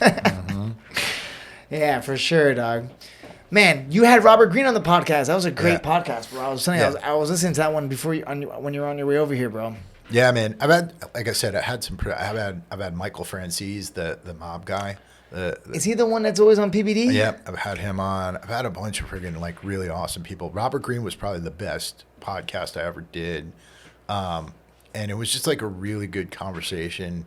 He's just, I think he's one of the best authors out there in the modern world, Bro. And like it was just really good to talk to him and like kind of get into the ideas that he presents there, you know. It was a great interview, and he really enjoyed it, bro. Like, you really got some good things out of him. The one that really resonated with me was when you were talking about the things that you fear the most. Mm-hmm. Is like where sometimes the best for you. Yeah, no, exactly, man. Where like it was like, wow, that is so Yeah. true, bro. Like sometimes like the thing. I read that one time in a book called The Art of War, The War of Art. Not The Art of War, The War of Art. The Art. Yeah, the by War Stephen of, Pressfield. The one that Joe Rogan says to get. Stephen I got that Pressfield. one back in the day, and he talks about the resistance. Yeah, man. The resistance happens all the time. You were having it with the camera before, you know what I mean? That, like, whenever you're trying to do something big, like, it happens, right? Like, and Pressfield's a really great author. Like, the stuff he's put out there is amazing, right? But like Robert Greene, like, you know, some of the stuff I've gotten from him, man, is like burning the ships, right? There's one. I didn't know that's where he. Yeah, I forgot the name Napoleon. of the explorer. I think Napoleon did it. Yeah, the name of the explorer, I can't remember, but this guy, they wanted to take over a territory in South America, right? And you know, politically today, it's like, you know, they're conquistadors and colonialists. No, for sure, yeah. And then but like, you got to think about like how crazy that was. Like, basically, this guy, I think it was Bizarro, I'm not sure, but basically, he wanted to take over this place, and his men didn't want to do it. Like, they didn't want to do it at all. And so what he did was he just had the ships burned, So they can't so they retreat. couldn't do anything. And all they had, Robert Greene calls it the death ground. You got to get on your death ground. And that's the thing, like we've all got to do. If you're trying to go after something, no matter what it is, you got to make it to the point where you don't have an alternative. Because if you got a really cushy alternative, you're going to fall back on that every time, you know? That's a big thing, man. it's true. When I went to Thailand, I only went for a 4-week trip. I just wanted to get ready for my pro debut, and then I was gonna fight for a title in Miami. And then I got offered a job in Singapore to teach and live in a gym, and I didn't even know where Singapore was. You know what I'm saying? Like, my boy's Yeah. like, yo, you want to teach in Singapore? And I was like, I don't speak Chinese. He's like, don't worry, you don't need to. They speak English. I was like, what? I had to Google the place. You know what I'm saying? Shit, man. And then the day that I went to Singapore, so like I went to Thailand for a 4-week trip. I ended up living there for almost 10 years. I didn't come home for the first time for 2 years. So I went for 4 weeks and I didn't come back for 2 Shit, years. dude. But the day that I left, I always had that. When I heard that burn your ships, I always had that in my brain, because the day that I left the day that I flew to Singapore, I had my flight to go back to America, and then I had the flight to go to Singapore, and I had to like make a choice. That's So it's either go back to America and go back into the Matrix, you know what I'm saying, and live this Yeah. regular world. But I tapped out, dog, and I went into lifted off my suitcase, you know, for 10 years, Yeah, but man. no options, bro. And look what happened. You know what I'm Yeah. saying? Like I felt like my ship was the plane ticket home. Yeah, dude. It's like you always have that, you know. But once I was on that plane to Singapore, and once I took off, I was like, damn, I don't have no money for a ticket home. I had no cash. Like, I was gonna I spent all my money in Thailand, so the money I was gonna make is when I start working, you know. Yeah, dude. No, absolutely. But that's a great mentality to have, dog. Yeah, like you gotta make it so that so that there is no option. They say sometimes if you have a plan, like no plan B. No, yeah, you can't have a plan B if you got a You plan know what B. I'm saying? I mean, like, you know, and I think it's different for whatever age you're at too. Like, Yeah. if you're an 18, 19, 20-year-old kid out there and like you're thinking about going after a dream, like just go after that shit, because you got a set period of time where you can live on a friend's couch, Yes. or like you could eat ramen noodles and you'll be okay. Yep. Me as a 44-year-old guy, I don't have that opportunity. You know what I mean? So when you're young, you got to take that opportunity while you can to step on your own dick. And if you don't do that, you're going to regret it. You know? Exactly. Yeah. Same, bro. Yeah. Because once you turn 30, you're gonna wanna now, like, yeah. If that's when it happened. That's when it happened for me. Like, I was 35. That's when I came home. I was 34 or 35, and I came back. I was like, all right, I did everything, but I had already done everything I wanted. I lived on the couches, went to all these countries, seen it all, dog. Been to China, fought living, like, gone on these flights, not know where you're going, and then now, now I'm ready to, like, in the next part of my life where I want to just, like, focus on the mind, focus on the money, get my businesses right. You know what I'm saying? Exactly. That's what's good about the podcast, dog. Now I get to, like, meet all these people, and same thing, bro. It's funny, like you were saying with the Warrior Soul. That's what I want to do with the Honey Badger, bro. Like, just come back to America. That's why I wanted to do comedy when I came back to America. I seen, like, yo, freedom of...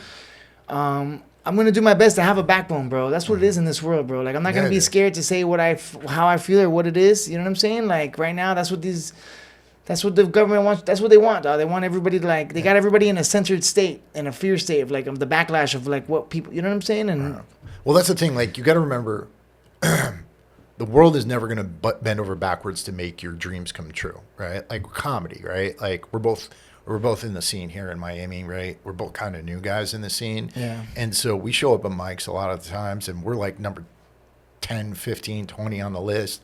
Got to wait all day and go through all this shit and, like, get bumped and all this stuff. But it's a struggle you got to go through, all right? And the world's going to keep the world has been testing living organisms for thousands of years, for millions of years, right? Most of them don't survive, right? And so you can't exist in this realm we're in without being tested. And if you can't overcome the simple tests, you're not going to get what you want out of life, you know? You got to have the beauty's in the struggle. Right, exactly. You know what I'm saying? It's not even that's what I think about now when we're doing this comedy. It's like, I look at the comedy game like the same like the fighting game. You know what I mean? Dude. Like, this is the good part. This is the part right here. Right. The getting bumped, the number 10 on the mic. You know what I mean? This is where it's at right here. And you got to think about it. Like, we still get to go up on a mic and talk shit. Like, that's crazy. Fucking awesome. You know what I mean? How good do you feel after comedy, dog? After a set, bro? So if it's a good set and you come off, it's like the best drug in the world. You know what I mean? Like, I've never gotten a feeling like that from anything else, right? And, like, it's amazing. Or when you're writing and you come up with something that you know is gonna work, like, that's a great feeling too. And it's like you get a baby and you want to take it out. Yeah, you want to take it out. You want to get up there. You want to try it, you know, and, like, see how it works out in front of different audiences, you know. I think there's a lot of, so it's weird because the scene we're in, we don't have like a central club that we go through. And it's a different kind of system out here, right? So we have the New Faces shows, which are actually at real comedy clubs, and then we got bars that we go to, right? So, like, when I think the mistake a lot of people make in this scene is they just go to the professional clubs and they just try to do those, and they just try to do New Faces without going into the bars that we go to, and because of that, they don't get better, they don't take chances, they don't get sharper. Oh yeah. I noticed there's a crew of guys that just go to New Faces once a month, and they just try to get the people to come do it. But yeah, I was so confused with the first New Faces. Like, who are these people? I was like, where are all the guys that I see on the shows every night? You know what I mean? Yeah, exactly. It's like a separate breed, you know. It's a separate thing, you know. Yeah. Yeah. Now I want to start traveling. We got to go to Texas, dog. We got to check out Texas. We got to sign up for Kill Tony. Hell yeah. I just did a podcast. The one I'm gonna release, this will come out in like 2 weeks. The one I just recorded with my boy on Zoom, and he was like, "Yo, he lives in San Antonio. He's my buddy Justin. He's a fight veteran. He's a veteran, dog. MMA black belt, MMA fighter. Had a bunch of fights. Yeah, man. And then now he's doing comedy. Yeah, dude. And he goes to Kill Cliff, San Antonio. He lives in San Antonio, so like Austin's like an hour away. He goes every Monday. He's been 25 times, never been called yet. Oh shit, that's crazy. Yo, imagine you can go your whole life, dog, and never get called up, bro. That's nuts. Well, from what I see, some people get made there. Yeah, it's getting bigger and bigger, that list. You know, I heard there's mics outside of the place where they have. I heard they're having shows on the outside when you're waiting for the show. Yeah, they're doing open mics out there, like at the thing. That's crazy. That's crazy. Oh, my man, yo, Chris. That was a fun chat, my man. Yeah, man. I enjoyed it a lot, bro. I knew we were gonna. Whenever I have you come on whenever I see you at the shows, we start talking. I'm like, damn, bro. I always enjoy the conversation so much. Yeah, you know what I'm saying? Shit, did we hit everything we want to hit? Yeah, dog, I think that's about it, man. You know like, I mean, it's basic, you know, in terms of everything. Like, I'm basically here remaking myself in Florida. You know, like, I've done other things. I tried to be a bodybuilder. I friggin' had businesses that failed, fall flat on my face most of the time, failed at a million different things. So, like, I'm rebuilding myself out here, and it's been great so far. I've gotten to meet a lot of amazing people, including you, and this comedy thing's like an awesome journey that I'm on, you know. I am stepping back into like the fitness game a little bit. I'm currently competing in a competition for Muscle and Fitness magazine. That's right. Yeah. So like it's basically a vote competition for Mr. Health and Fitness 2023. And basically the way it works is people vote every day. I've got a link up in my bio on Instagram at Chris Palmatessa Comedy and at Chris Palmatessa Fitness. And you can either vote like for free every 24 hours, or we're also raising money for Homes for Wounded Warriors, which is an outstanding organization that's creating world-class houses for veterans who've been physically wounded. And it's a really awesome charity. So you can vote as many times as you want. And if anybody out there wants to vote for me, just go to my Instagram account, Chris Palmatessa Comedy or Chris Palmatessa Fitness, or Warrior Soul Goji, which is my podcast account, and you can vote for me there. Boom. Oh, for sure. I'm going to go vote again. Yo, guys, everybody, give them 5 votes each so we can take this fool to the top. Hell yeah, bro. Oh, man. Yo, it's cigar time, baby. Let's Hell get yeah, this. dude. Let's go smoke. Ladies and gentlemen, Honey Badger Hour. We're out. Peace.